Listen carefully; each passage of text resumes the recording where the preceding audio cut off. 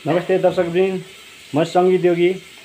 आज चाहिँ म हजुरहरूलाई एउटा फरक किसिमको भिडियो हाल्न गइरहेको छु, जहाँ चाहिँ हामी केटिएम बालनको सिटीमा आएका छौँ।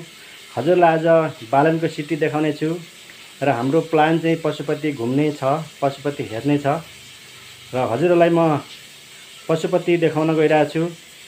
हेर्दै गर्नुहोस् है त। यहाँ साथीहरू हुनुहुन्छ है, उहाँ चाहिँ विक्रम सर हुनुहुन्छ। विक्रम सर के खोज्नु भएको? हेमन्त सर हुनुहुन्छ, उहाँ कपडाहरू लाउँदै हुनुहुन्छ है। ल उहाँ हेमन्त सर हुनुहुन्छ, हाई गरिदिनु सर। ल यतातिर विक्रम सर हुनुहुन्छ है। यता हाम्रो एटाइजीहरू छ, यो हाम्रो बेडरुमहरू इधर हो है। यो राम्रो छ, ठिक छ, होटल एकदम बेस्ट छ। र हामी चाहिँ पशुपतिको दर्शन गर्न जाँदैछौँ बाहिरबाट होइन, बाहिरबाट हजुरलाई पशुपति पनि एकचोटि घुमाएर देखाउने छु है। हजुर भिडियो हेर्दै जानु होला। ल जाउँ जाउँ। ल एकदम विक्रम सर हिरो चसमा आउँदा ठ्याक्कै हिरो जस्तै देखियो त हौ।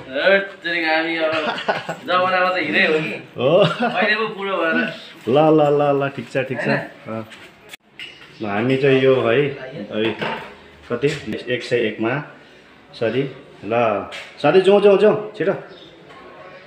ल हेमन्त सर चाहिँ निस्किसक्नु भयो। ल सर जाउँ। ल विक्रम सर ल चाबी लाएर आउँ है।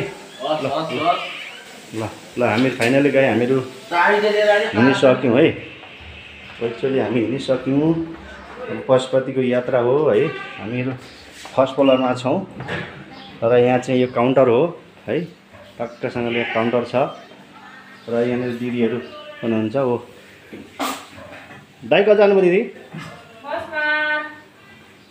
ठिकै छ, दाइ बिजी हुनुहुन्छ है, एयरपोर्टतिर जानुहुन्छ है। एयरपोर्टतिर जान्छ। ल उहाँ चाहिँ हाम्रो साउनी हुनुहुन्छ र हजुर हजुर हजुर शिवालय पाउनघरको साउनी है। कोही साथीहरू हुनुहुन्छ भनेदेखि आउनु होला। के भन्नु जानुहुन्छ? जसरी हामी जसरी आउनुभयो होइन, हामीलाई एकदम मन पर्यो। हजुरले कस्तो कस्तो सेवाहरू दिन सक्नुहुन्छ भनिदिनु न छोटो। काठमाडौँमा हजुर ठगेर कमाउने धेरै हुनुहुन्छ, ठगिनबाट बच्नुहोस्। हजुर राम्रो ठाउँ, स्वच्छ खाना, सफा र अर्ग्यानिक खानाका लागि शिवालय पाउनघरलाई सम्झिनु होला। हजुर यो कहाँ छ होला? लोकेसन थोरै बताइदिनु त। ठ्याक्कै हाम्रो गङ्गाबु नयाँ बस पार्कको 2 नम्बर गेटको अपोजिट साइडमा बुद्ध मार्ग लेखिएको छ गेटमा। त्यहाँबाट भित्र पसेर 10-12वटा सटर कटेर आएपछि शिवालय पाउनघर आइपुग्छ। हस् त हजुर, हस्, धन्यवाद हजुरलाई, हस्। ल साथीहरू हेर्नुहोस् है, यहाँ शिवालय पाउनघर भन्ने चाहिँ छ। हजुर शिवालय पाउनघर भन्ने छ है। माथि यहाँ देख्न सक्नुहुन्छ। फोन नम्बर पनि यहाँ छ है, हजुरहरू आउनु सक्नुहुन्छ। र फाइनली हामी चाहिँ पशुपति घुम्न गयौँ। साथीहरू पर पुगिसक्नु भएछ है। धेरै पर पुगिसक्नु भएछ, म चाहिँ पछाडि भएँ। र पनि ठिकै छ है। आज बालेनको सहर घुम्दैछौँ र अब पशुपति देखाउने छु हजुरहरूलाई। भिडियो केही हल्लिनु सक्छ है। अब मैले हातैबाट भ्लग बनाउँदैछु, त्यसैले भिडियो थोरै हल्लिन गएमा हजुर क्षमा दिनु होला भन्न चाहन्छु। र हामी चाहिँ यता सिधै गएर बस पार्क निस्किँदैछौँ शिवालय पाउनघरबाट। र हजुरलाई हेर्नुहोस् कति सफा छ है, काठमाडौँ कति सफा छ। 2-4 वर्ष अगाडि आउँदाखेरि फोहोरको थुप्रोहरू देखिन्थ्यो यहाँ। जब बालेन शाह चाहिँ मेयर भएर आउनुभयो, त्यहाँदेखि चाहिँ फोहोर भन्ने देखिँदैन। एकदम स्वच्छ सफा छ काठमाडौँ। मैले जति सोचेको थिएँ 4-5 वर्ष अगाडि आउँदा जस्तो देखेको थिएँ, त्योभन्दा चाहिँ एकदम फरक किसिमको काठमाडौँ मैले देखेको छु है। र धेरै परिवर्तन हुँदैछ र यस्तै परिवर्तन हुनुपर्छ भन्न चाहन्छु। र बालेन शाह चाहिँ एउटा वरदान स्वरूप आउनुभएको छ। मलाई चाहिँ लाग्छ वरदान, जसरी यी पार्टी रूपी विभिन्न नरपिशाचहरूले 35 वर्षदेखि चुसिरहेका थिए र जब त्यही बुझेर पनि होला है, बालेन शाहलाई चाहिँ एउटा ईश्वरको रूपमा एउटा जुलु भनेर तथास्तु, जसरी उनीहरूले चुसेको एउटा नरपिशाचहरूले चुसिरहेको काठमाडौँलाई तिनीहरू हातबाट निकाल भनेर वरदान दिएर पठाए जस्तो लाग्छ। हेर्नुहोस् एकदम राम्रो छ है, सफा छ। हेर्नुहोस् दोकान चकाचक छ, एकदम राम्रो छ। हेर्नुहोस् यति कति राम्रो छ है। र बालेन शाह आउनु नै काठमाडौँको एउटा भविष्यको लागि चाहिँ एकदम राम्रो जस्तो लाग्छ। उहाँलाई चाहिँ धेरै सपोर्ट गर्नुपर्छ भन्ने जस्तो लाग्छ। यो काठमाडौँवासीको मात्रै नभएर हामी सम्पूर्ण देशवासीहरूको चाहिँ होइन बालेन शाह चाहिँ आउनुभएको खुसी लागेको छ। किनभने म त मोरङको मान्छे हुँ, तर मलाई चाहिँ किन खुसी लाग्नुपर्ने भन्दाखेरि सर्वप्रथम त हाम्रो यो त्रिभुवन अन्तर्राष्ट्रिय विमानस्थल भनेको एउटा इन्टरनेसनल एउटै मात्रै एयरपोर्ट हो।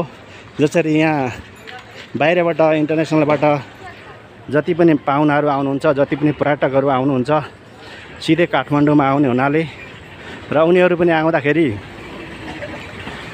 सिधै काठमाडौँलाई देख्ने हुनाले होइन, काठमाडौँको परिवेश देखेर जसरी पुरै नेपालको चित्रण हुने हुनाले जसरी काठमाडौँमा उनीहरूको नजर पर्छ, यदि काठमाडौँ एकदम स्वच्छ सफा सुन्दर देखियो भने नेपालहरू पनि यस्तै पुरै नेपाल यस्तो रहेछ भन्ने उहाँहरूको चाहिँ एउटा विचार हुन्छ अथवा थिङ्किङ हुन्छ होइन।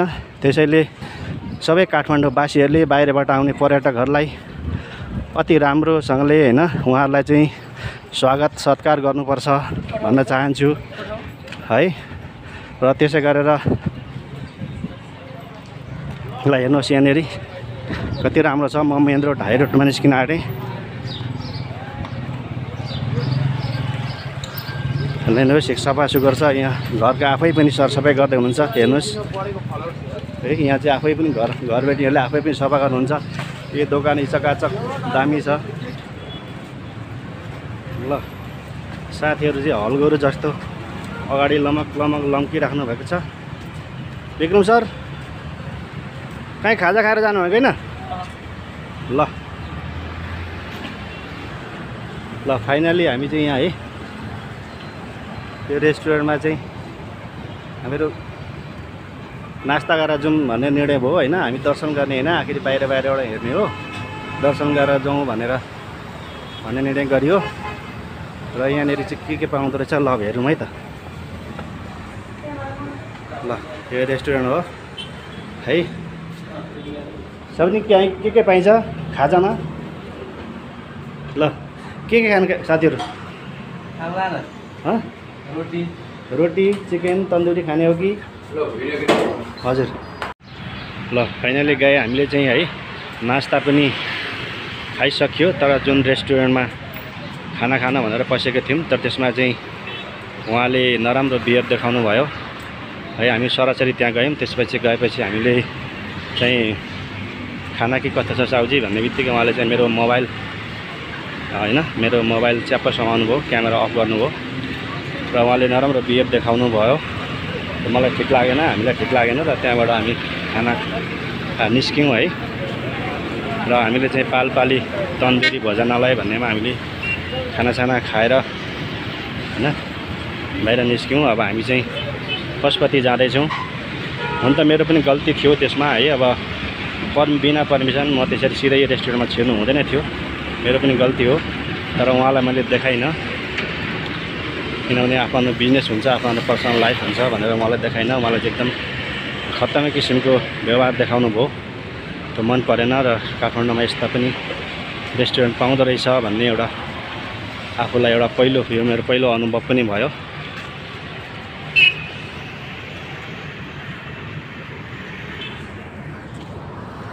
फाइनली साथीहरू हामीहरू पशुपति परिसरभित्र आइसकेका छौँ। यहाँनिर मालाहरू छ पशुपतिको है, मालाहरू किन्न सक्नुहुन्छ। यसरी साथीहरू अघि हुनुहुन्छ, म पछि हिँड्दैछु। हेर्नुहोस् यहाँ शङ्ख पनि पाइँदो रहेछ, मालाहरू पशुपतिको लागि फोटोहरू पनि राम्रो पाइँदो रहेछ। ल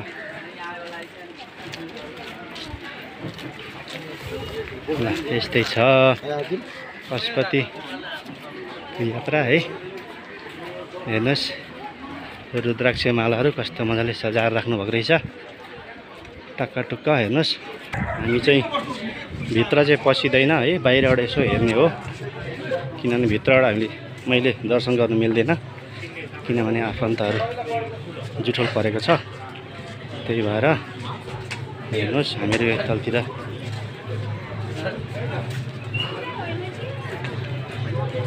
हेर्नुहोस्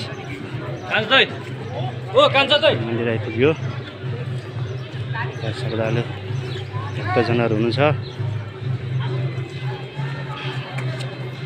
ल यहाँबाट पो रमित रामा देखिँदो रहेछ त। हेर्नुहोस् श्रद्धालुहरू कति हुनुहुन्छ चाहिँ है कुन जातिको संस्कार हो है। यहाँ बाजा गाजा बजाएर दाह संस्कार गरिने गरिएको छ। हेर्नुहोस् दाह संस्कार हुँदैछ यहाँनिर।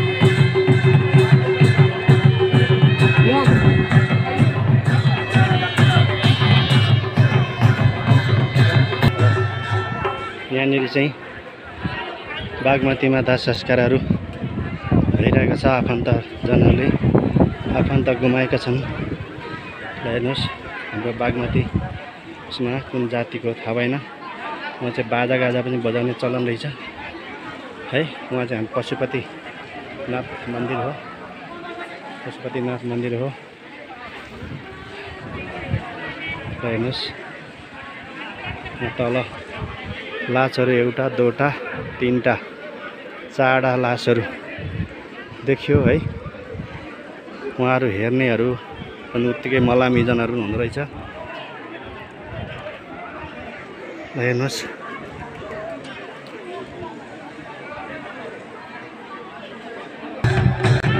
पुरै झाली बाजा पिटेर नौमती बाजासहित दाह संस्कार हुँदैछ। मलाई ठ्याक्कै थाहा भएन कुन जातिको हो। हजुरहरूलाई थाहा छ भने कमेन्ट गर्नुहोला। कुन जातिमा यसको संस्कृति यस्तो हुन्छ मलाई चाहिँ थाहा नभएको अवस्था। ल हेर्नुहोस् है बाँचुन्जेलसम्म तेरो मेरो गरो लुछाचुँडी गरो होइन।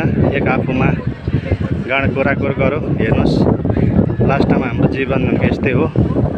लास्टमा गएर हामीले जतिसुकै सम्पत्ति कमाए पनि जतिसुकै जे गरे पनि होइन जाने भनेको घाटै हो। हेर्नुहोस् लाने भनेको त्यो कात्रो मात्रै हो। त्यो हाम्रो हिन्दू परम्पराको संस्कार हो है।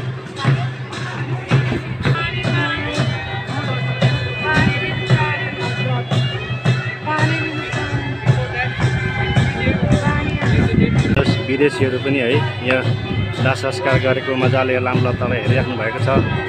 उहाँहरूलाई चाहिँ एउटा अचम्म लाग्दो हो यो कस्तो खालको संस्कार भनेर है। र उहाँहरू एकदम जिज्ञासालु पनि हुनुहुन्छ हेर्नको लागि। हेर्नुहोस्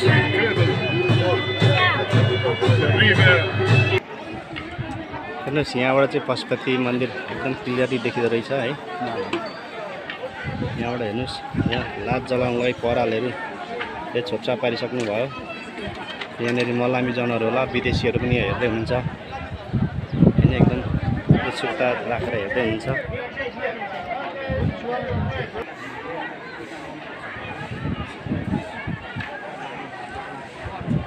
हाम्रो पशुपतिनाथ मन्दिर दर्शन गर्नुहोला। जय पशुपतिनाथ रक्षा गरिदेऊ भनेर सबै साथीहरूले कमेन्टमा लेख्नुहोला भन्न चाहन्छु। ल साथीहरू यहाँ देख्नुहुन्छ यहाँनिर आफन्तजन गुमाएर एकदम रुइकराई गर्ने आफ्नो पीडामा हुनुहुन्छ है। यस्तै हो जिन्दगी। एक दिन मरेर जाने जिन्दगी हो। त्यही भएर हामी कसैले तेरो मेरो नगरी एकअर्काप्रति प्रतिशोध साँधेर रिसराग गर्नु हुँदैन भन्ने सन्देश चाहिँ यो दृश्यले दिन सक्छ। जो साथी मलाई पहिलोचोटि हेर्दै हुनुहुन्छ भने च्यानल सब्सक्राइब गरेर जोडिनु होला। यस्तै भ्लगहरू म बनाउने नै छु भन्ने बाचासहित बिदा चाहन्छु। हस्त नमस्कार।